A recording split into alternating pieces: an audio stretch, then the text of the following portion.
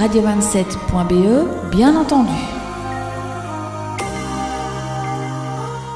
Le Bouton d'Or est un magasin qui donne une seconde vie à des biens de consommation dont les utilisateurs premiers n'ont plus l'usage. Nous récoltons tous des dons et nous essayons de leur redonner vie à des prix raisonnables pour être accessibles à tout le monde. L'ASBL a été créée il y a 40 ans par Sœur Paul qui a voulu mettre une structure sur une réalité. Elle s'est retrouvée face à des très jeunes femmes qui se retrouvaient à la rue dans des grandes difficultés. Et c'est comme ça qu'est née l'ASBL pour mettre un cadre à cette première maison d'accueil qui était située à Bollers. Le projet a évolué et actuellement nous avons une capacité de 23 lits, 23 personnes, principalement des femmes avec ou sans enfants. Et le Bouton d'Or a évolué dans le temps mais existe depuis 30 ans.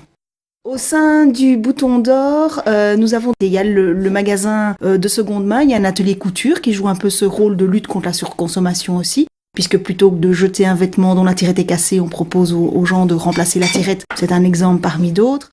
À la couture, il y a 4 personnes qui sont engagées par l'ASBL. Au niveau du magasin, il y a 2 personnes, moi-même qui suis la coordinatrice, des ouvriers qui se partagent un peu entre les différentes tâches, un comptable. Et puis nous avons des personnes qui sont chez nous en insertion socio-professionnelle, en partenariat avec des CPAS des communes avoisinantes.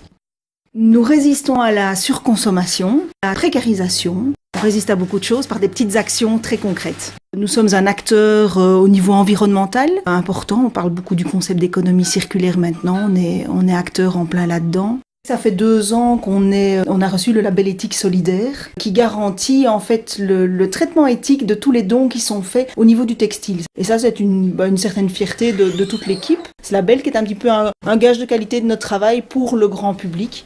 Là, au niveau de l'atelier couture, il y a régulièrement des projets socio-culturels. C'est très fort d'actualité avec le carnaval de Nivelles. Je sème des possibles parce qu'on fait jouer la solidarité. radio27.be, bien entendu.